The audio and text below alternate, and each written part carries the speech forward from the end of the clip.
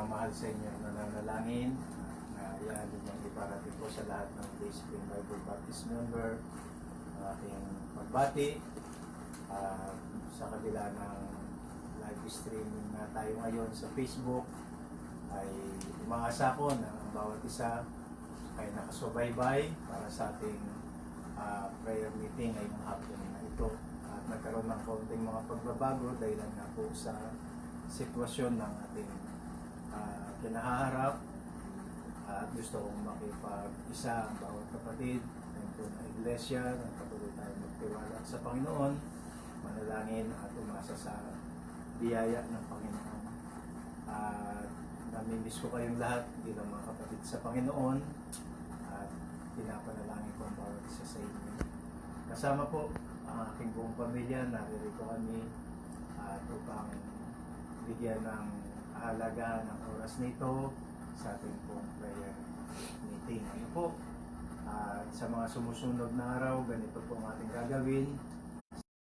School, hour. Kaya po hinihikayat ko kayo, siguraduhin po ninyo kapag alas 5 ay handa na po kayo, alas 8 ng Sunday School, ganun din ho, at alas 9 ating worship service, ganun din po sa afternoon service ng alas 5. Manalangin muna po tayo po'y dumulog sa Panginoon at tumikit. Aming Diyos na nasa langit, nandito kami ngayong hapon. Papasalamat, Panginoon, sa kabila, Panginoon, ng ganito pong crisis na nangyayari sa aming bansa. May pribileyo pa rin po kami na magkaroon ng ugnayan ng mga kapatiran sa Dayspring through via Facebook, streaming. Tulungan nyo kami na sa kabila ng ganito po sitwasyon ay magkaroon po kami, Panginoon, ng patuloy na pagmamahal sa iyong gawain, pagtitiwala. Pagpalain nyo kami sa aming pag-aaral sa oras po ito at patuloy na makatulong ito sa aming buhay pananampalataya. Mahal po namin kayo, tulungan nyo kami magmahalan sa isa't isa sa pangalan ng Panginoong Hesus. Babasahin ko po sa inyo ang Pilipos chapter 1. Ano po, kung naalala ninyo, nakaraang prayer meeting ay chapter 1 hanggang verse 11. Ano po? At ngayon ay tatalakayin po natin ang verse 12 hanggang verse 26. At papamagatan po natin ang ating pong pag-aaral ngayong oras na ito na handling difficulties. Ano po? Paano po natin ilalagay, hahawakan ang ating mga sitwasyon sa ganitong mga difficulties o kahirapan o problema o mga sakuna na nangyayari sa ating paligid. Meron po ditong sitwasyon si Apostle Paul sa verse 12 hanggang verse 22 na po yan, at pahintulutan po ninyong basahin ko na lang po ang verse 12. Ano po? At pagkatapos ipapaliwanag ko ang mga susunod na talata. Ayon po dito, but I would you should understand, brethren, that the things which happen unto me have fallen out rather unto the furtherance of the gospel. Verse 13, so that my bonds in Christ are manifest in all the palace and in all the places. And many of the brethren in the Lord, waxing confident by my bonds, are much more bold to speak the word without fear. Ang paksa natin ay nandoon po sa verse 12. Ano po? Sabi niya, but I would you understand, brethren, the things which happen unto me that fallen out rather unto the furtherance of the gospel, so that my bonds, verse 13, in Christ are manifest in all the palace. Tatlong bagay po ang tinutukoy dito ni Apostol Pablo. Una po, yung pong his difficulties. Ano po, yung pong pangalawa, ang makikita po ninyo dyan ay yung kanyang his delight, at yung pong pangatlo ay yung kanyang his desire. Ano po, under po dyan sa handling difficulties, si Apostol Pablo ay napakaliwanag po na makikita, halimbawa po siya kung hawakan ang mga hindi inaasahang sitwasyon sa kanyang buhay. Ano po? At makikita po ninyo doon sa verse na binasa natin, ang unang difficulties na naranasan po ni Apostol Pablo, according to verse 12 hanggang doon po sa verse 14, makikita ninyo ang salitang change, ano po, o yung tanikala. Sabi niya doon sa verse 13 at 14, so that the bonds in Christ are manifested in all the palace and in all other places, and many of the brethren in the Lord waxing confident by my bonds, ano po, sabi niya, are bold to speak the word fear, ano po. Makikita po ninyo dyan, si Apostol Pablo ay hinarap niya yung difficulties o mga kahirapan at hindi inaasahang pangyayari sa kanyang buhay. Una, ang tinatalakay po ng 12 hanggang 14 na talata ay yung pong kanyang bonds o yung kanyang tinatawag na the change. Ano po? Ito po yung tanikala na tinutukoy niya sa Tagalog. Ano po? But I would you should understand, sabi niya, gusto kong maunawaan ninyo, mga kapatid, ang mga bagay na nangyari sa akin at para sa ikasusulong ng Ebanghelyo, sabi niya. So that my bonds in Christ, yung pong bonds, yun po yung change niya o yung kadena na ang tinutukoy niya nga po dito ay yung mga pangyayaring nangyari po sa kanya. Una, ang makikita po ninyo dito mga kapatid ay Paul has a positive attitude despite his circumstances. Meron po siyang positibo na pananaw ano po, sa kabila ng mga pangyayari na nangyari sa kanyang buhay. Alam natin po na ang tinutukoy dito ni Apostol Pablo, Paul could also see God's sovereignty and providence in his circumstances. Yun po ang isang bagay na makikita po ninyo kay Apostol Pablo. Ano po? Positibo po yung naging aksyon, attitude niya sa mga pangyayari na hindi niya inaasahan na nangyari sa kanyang buhay. Ano po? Isang bagay po ang kanyang nakita, alam niya ang kataas-taasang Diyos ang magpupuno, ang tutulong sa kanya sa mga circumstances na ito na nangyari sa kanya. When Paul says that the things which happen, yung pong the things happen, ang itinutukoy niya dyan, he could be referring to everything. Tinutukoy dyan po ni Apostol Pablo ay yung lahat ng mga bagay na nangyari sa kanya sa Jerusalem hanggang sa Roma. Kung mga pangyayaring ito ay this would include yung nangyaring riot, yung 2-year na imprisonment niya sa Caesarea, yung apel niya kay Caesar, the threat on his life o yung panganib na nagbanta sa kanyang buhay nung sila ay nagkaroon ng shipwreck, nung sila ay nasa barko patungong Rome, at yung kanyang house arrest kung paano po siyang ikinulong sa kanyang tahanan at talagang napakahigpit ng pagbabantay nila sa kanya. Bagaman ito po ay house arrest, ay talagang masusi na sinubaybayan po siya at lilitisin sa kanyang panahon nung mangyari ang mga problema pong ito. At isang bagay ang makikita po ninyo sa talatang binasa natin, so that my bonds, sabi niya, in Christ are manifest in all the palace. Ano po? Yung tanikala o yung change na nangyari sa kanya o yung siya ay nabilanggo nga po ay hindi yan po naging hadlang para siya ay huminto at hindi magpatuloy sa kanyang paglilingkod at paggawa sa kalooban ng Diyos. Gusto ko pong i-apply natin ito sa panahon natin. Minsan ang Diyos ay ganito po ang kanyang ipinahihintulot na pangyayari. Tulad ng hindi po natin inaasahan na sitwasyon sa ating pong panahon, ay nagkaroon nga po tayo ng coronavirus at alam natin na itong coronavirus ay hindi ordinaryong epidemya o sakit na pwedeng dumapo sa mga tao. Pero sa kabila na ganito po ang mangyari, tulad ni Apostol Pablo, ang dapat po natin gawin ay patuloy pa rin po na makapaglingkod tayo, magtiwala sa Panginoon at magpagamit pa rin po tayo sa Panginoon. Ano po?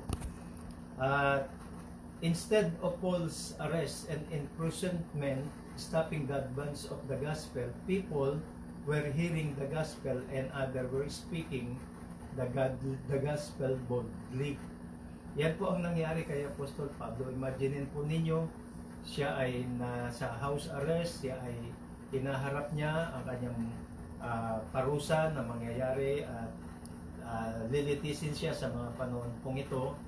Pero ang makikita po ninyo kay Apostol Pablo, yung pong kanilang pag-imprisonment sa kanya ay hindi naging dahilan para huminto siya sa pangangaral ng Ebanghelyo ng ating Panginoong Jesucristo. Bagkus may katapangan po na patuloy niyang ipinagmamalaki ang Ebanghelyo ng Panginoong Jesucristo na gaya ng kanyang sinabi sa panahon sa 2 Timothy 2:9, wherein I suffer trouble as an evildoer, even unto bonds, but the word of Christ is not bound, sabi po niya. Dito po ay makikita natin si Apostol Pablo ay hinikayat, in-encourage niya si Timoteo na siya nga po ay merong trouble na nangyayari dahil doon sa mga gumagawa ng kasamaan, at siya po nga ay itinatanikala, ngunit hindi ang salita ng Diyos, ito pa rin po ay malaya, ang wika ni Apostol Pablo. At ang isa pang bagay po na makikita ninyo, Paul is not complaining about his circumstances.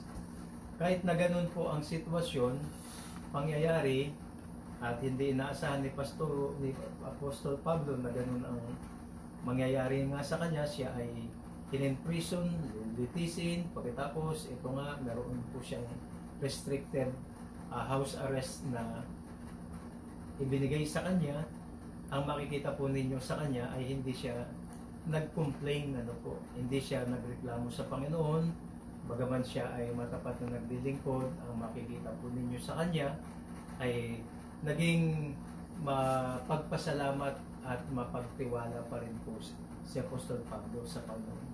Sana ho sa sitwasyong ito na kinaharap natin, hindi tayo nakakapanalangin, hindi po tayo nakakapag-worship, Sunday school, nakakapag-prayer meeting, nawa po ay huwag tayong mag-complain, huwag tayong magreklamo sa Panginoon, at makita ng Panginoon na sa kabila na ganito po ang ating sitwasyon, ay matuto pa rin po tayong magtitiwala, nananalangin po sa Panginoon, at masaya na sumasampalataya po sa Kanya.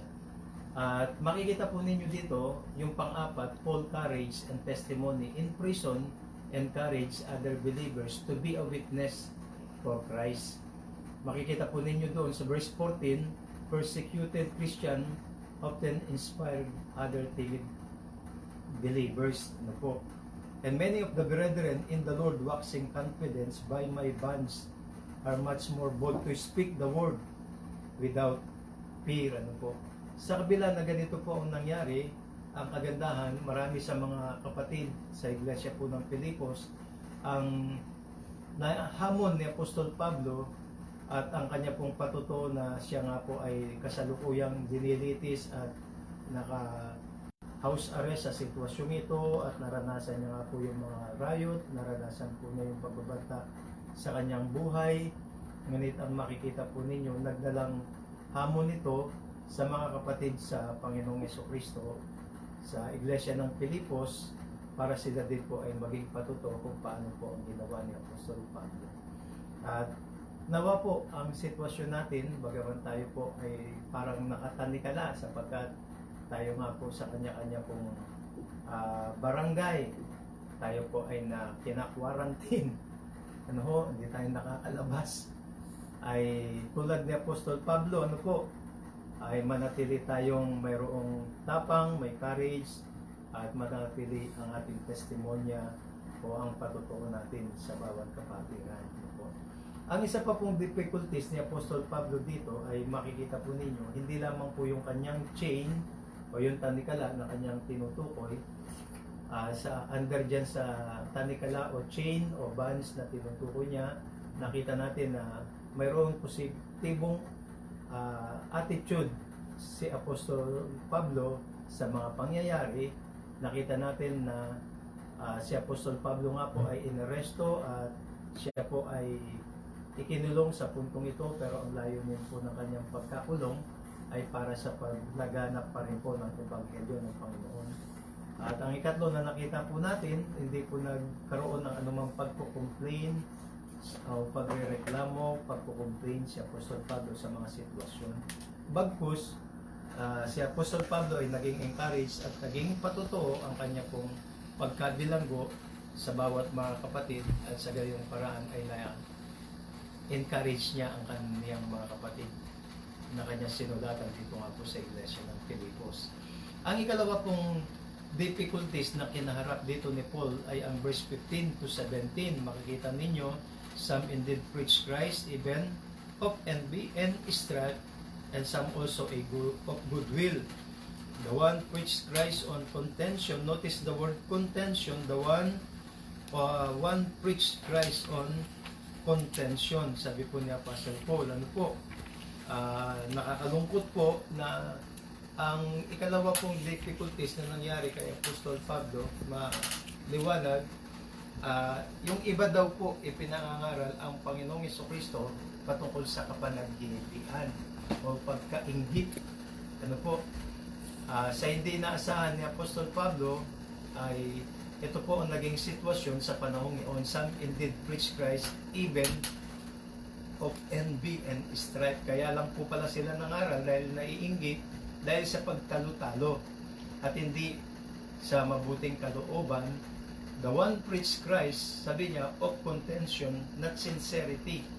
Hindi po sila nangangaral ng dahilan po sa sila ay sincere, ano po, kundi ayon kay Apostol Pablo ay dahilan po sa contention, o sa salitang Tagalog ay makikita po ninyo ay sa pag-aaway-away ang kanya pong nabanggit, ano po, o sa pakikipagtalo, ano po. Makikita po ninyo yung salitang envy is the desire to deprive others of what is rightfully theirs, ano po. Yun ang ibig sabihin po sa Greek word ay pitonos o envy ay is the desire to deprive others of what is rightfully theirs. Ang nakakalungkot po sa panahon ni Apostol Pablo na kinaharap niya sa ibang mga Kristiyano ay yung pong kikipagtalo sa bawat kapwa Kristiyano. Na kung bakit nangangaral sila, hindi para maipangaral ang Ebanghelyo at makapanampalataya ang iba at maniwala sa Panginoong Jesucristo, kundi ipinangangaral po nila dahil sa kainggitan. Ibig sabihin, hindi tama po ang kanilang motibo. Ano po? At sa isang banda, pinakita po ni Apostol Pablo ng kanyang motibo ay talagang very sincere siya, sapagkat sa kabila na siya ay nabilanggo sa panahong yan, at siya ay pinagbabato, at siya po ay binigyan po ng iba't ibang mga paratang na hindi naman totoo niyang ginawa. Ito pa po ang isang makikita po ninyo, merong mga pagkainggit, pagtatalo-talo sa bawat mga Kristiyano sa kanyang panahon. Ano po? Na pati po yung mga tamang tagapangaral ay ang nakakalungkot, sila po ay bibintangan din kung ano ang ginagawa ng iba, ay na bibigyan din sila ng ganoong maling pagtrato tulad nga kay Apostol Pablo. At yun salita pong strife, ano po, ay makikita ninyo ginamit ni Apostle Paul. Yung pong strife or refers to contention, especially with a spirit of enmity. Kung bakit meron po silang strife o pakikipagtalo-talo ay sapagkat yun nga po, meron po silang espiritu ng pakikipag-away. At ang ikatlo pong makikita diyan ninyo sa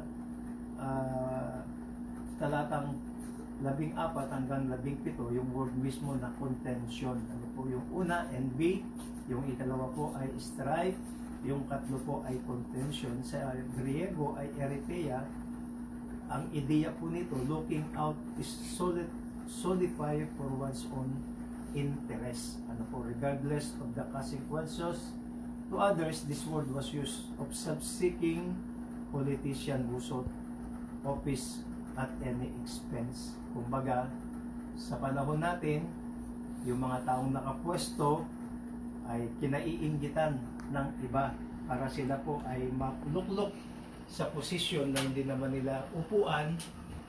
Ganun po ang kanilang ginagawa. Sila ay meron pong ideya na ang interest nila kung bakit sila po ay nakikipag-away o contention, sabi ni Apostol Pablo, sapagkat hinahangad nila yung posisyon ng iba. Sa panahon po natin, yan po ang nangyayari. Ang ating presidente, siya ang nakaupo, ngunit nakakalungkot, gumagawa na siya ng tama, wastot, at mamalasakit na sa bansang Pilipinas. Siya po ay inaaway pa po at sinisiraan bilang presidente natin na hindi po dapat ganoon ang mangyari. Ano po? At ipinakikita po dito ni Apostol Pablo ang difficulties na nangyari sa kanya. Ano po? Na hindi niya ini-expect yung kanyang change, yung mga contention na nangyayari. Yung ikatlo po na makikita ninyo na change niya o tanikala na nangyari sa kanya, yung kanya pong binanggit sa verse 21 to 24, yung crisis. Dito po ay nasa panganib ang buhay ni Apostol Pablo. To live or to die. Ano po, sabi niya po sa 1:21, for to me to live is Christ and to die is gain. But if I live in the flesh, this is the fruit of my labor, yet what I shall choose I want not. For I am in a state betwixt two, having a desire to depart and to be with Christ, which is far better. Nevertheless, to abide in the flesh is more needful for you. Dalawa po dito ang makikita ninyo na sitwasyon ni Apostol Pablo na crisis ng kanyang buhay. Ano po?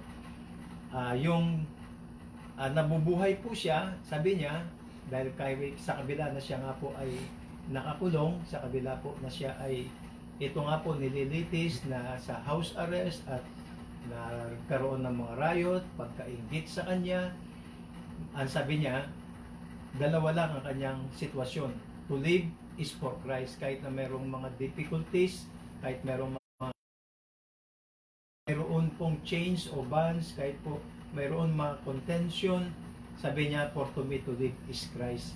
Kung dumating naman po yung crisis ng kanyang tinutukoy na kamatayan, to die is gain, sabi po niya, kasi po ang hinaharap na nga po dito ni Apostol Pablo ay siya po ay lilitisin at alam nating lahat ang kanya pong pagkakulong, ang magiging huling antungan, siya po ay mapupugutan ng ulo. Ano po, yan po ang crisis na sitwasyon dito ni Apostol Pablo. Ngunit sa kabila na ganun po ang crisis niya, na under dito sa difficulties na nararanasan niya sa kanyang buhay, ang unang bagay na makikita ninyo, to live means honoring Christ.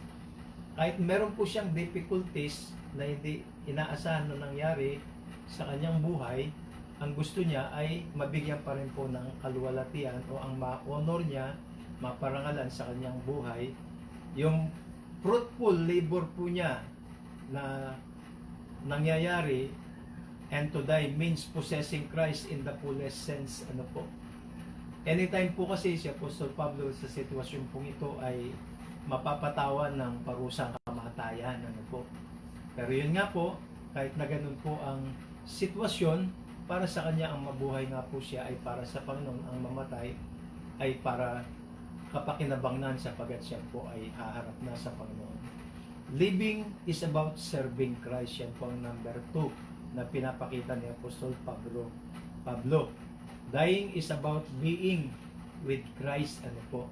Yung pong Griego ng salitang depart, ano po, na ginamit niya po dun sa 22, ano po, makikita ninyo, ang Greek word po niyang word na depart used here as a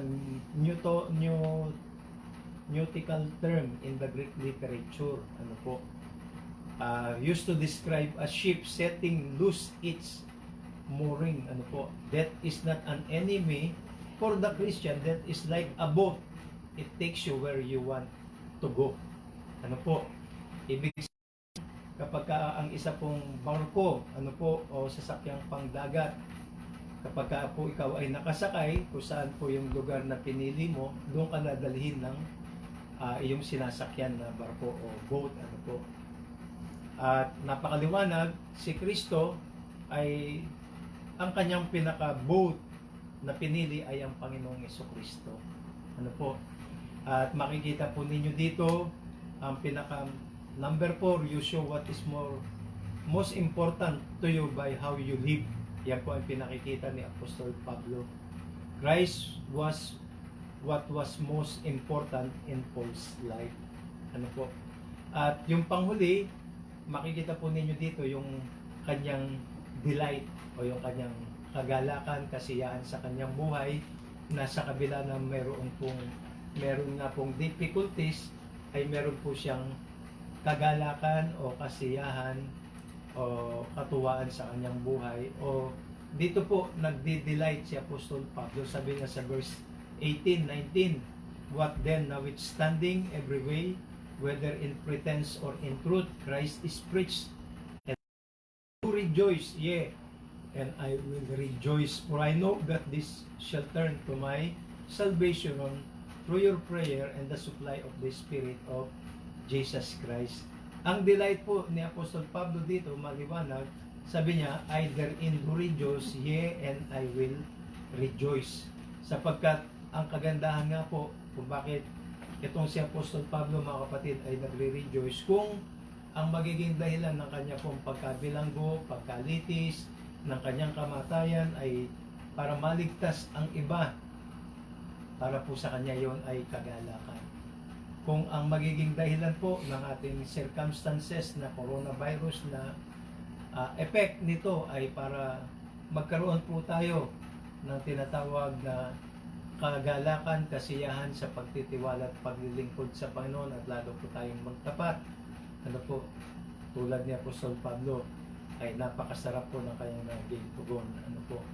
At napakahalaga po dito na tayo ay mag-focus sa Panginoong Jesucristo, mag-focus po tayo sa salita ng Panginoon, mag-focus po tayo sa panalangin, at mag-focus po tayo sa banal na Espiritu na siyang nagsusupply o nagbibigay provision o nagbibigay ng sufficient supply na kailangan nating lahat. Ano po.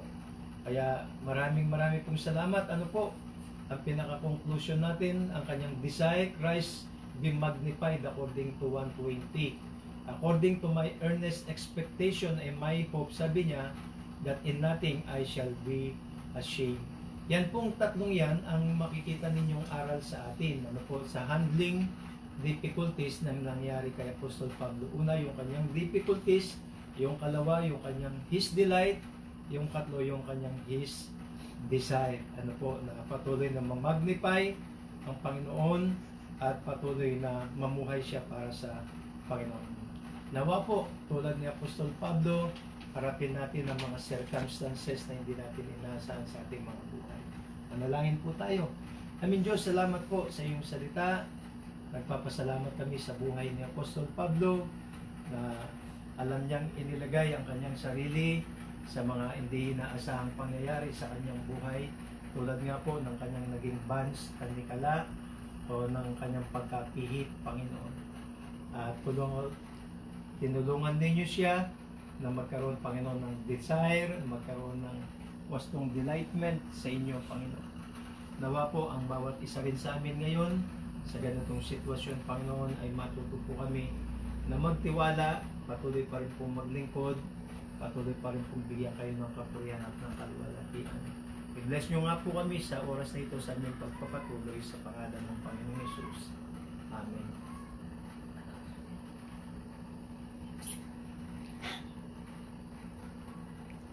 Marami pong salamat.